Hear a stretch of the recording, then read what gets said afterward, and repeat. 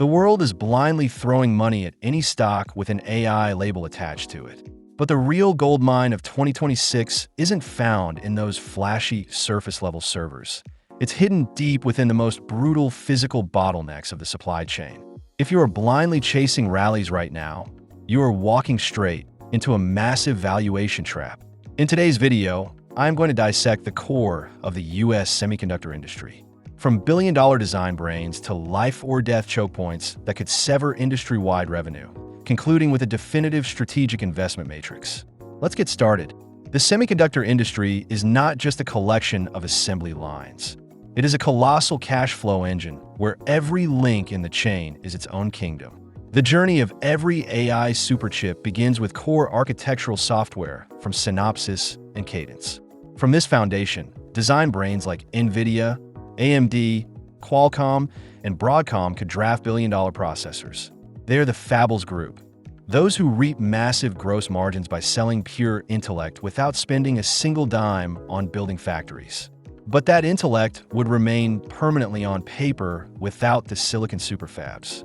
This is the fiery battleground of pure-play foundry giants like TSMC to fully integrated empires that do both like Intel, Samsung, and Micron.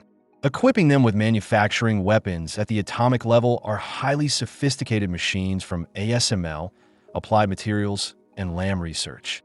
And before being implanted into super servers, the silicon must pass the final, rigorous checkpoint, the packaging phase dominated by Amkor and ASE.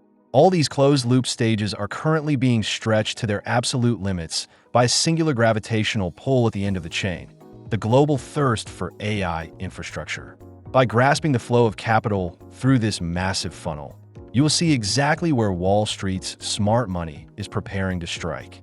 The heat of this market is quantified by a massive capital expenditure figure. The five hyperscaler giants, Microsoft, Alphabet, Meta, Amazon, and Oracle, are preparing to deploy over $650 billion by the end of 2026. Pay close attention here. 75% of this capital is being poured straight into AI server and GPU infrastructure. This is not a fleeting spike. It is the largest infrastructure supercycle of the decade. This waterfall of capital is pouring down right as the PC and smartphone inventory cycle officially exits the trough and begins a robust recovery phase. Personal devices must undergo a mandatory refresh to integrate on-device AI. Compounding this is the intervention of the US CHIPS Act. Tens of billions in subsidies are forcefully redirecting capital flows, compelling conglomerates to reshore fabs back to US soil to mitigate geopolitical risk. The convergence of exponential AI demand, the device refresh cycle, and national political will is creating an unprecedented macroeconomic tailwind. Diving deep into the intellect holders, we see a business model that prints money by shedding the heavy burden of factory assets. The chip design market is projected to hit $400 billion by 2027. Nvidia sits on the throne with an 85 to 90% share of data center GPUs. Their economic moat isn't just hardware. It is the CUDA software ecosystem that locks in millions of developers globally, helping them sustain a record-breaking gross margin of 75%. Right below them, Broadcom asserts its dominance as the networking king with an 80% share of high-speed Ethernet and remains the #1 custom ASIC partner for big tech, maintaining a highly stable 68% margin. AMD continues to play the ultimate challenger with a 33% server CPU market share, driven by its flexible chiplet architecture. Meanwhile, Intel carries a completely different mandate. They are attempting a massive turnaround to both design and revive domestic foundry operations. Juggling both roles has dragged Intel's margin down to 38%, placing them in a life-or-death wager with extreme execution risk. The reason Intel is struggling lies in the brutal financial barriers of manufacturing. To build a next-generation 2-nanometer superfab, the entry ticket is now $25 billion. This colossal barrier helps TSMC swallow 61% of the global foundry market, making Samsung's 11% or Intel's 5% look incredibly modest. The life-or-death bottleneck of 2026 is no longer just about lithography. It's the severe shortage of advanced 3D packaging technologies like CoWoS, the exact chokepoints strangling global AI GPU supply. The more terrifying issue is concentration. Over 90% of the world's most advanced logic chip capacity is located in the core of Taiwan. This is the ultimate Achilles heel of Silicon Valley. A supply chain this vulnerable to geopolitical warfare has left the US government with no choice but to fast-track $8.5 billion for Intel and $6.6 billion for TSMC to decentralize supply risk, turning domestic fabs into urgent national security shields. The consequence of that geopolitical fear is an infrastructure arms race. The global map is being redrawn with 12 new superfabs under construction in the US.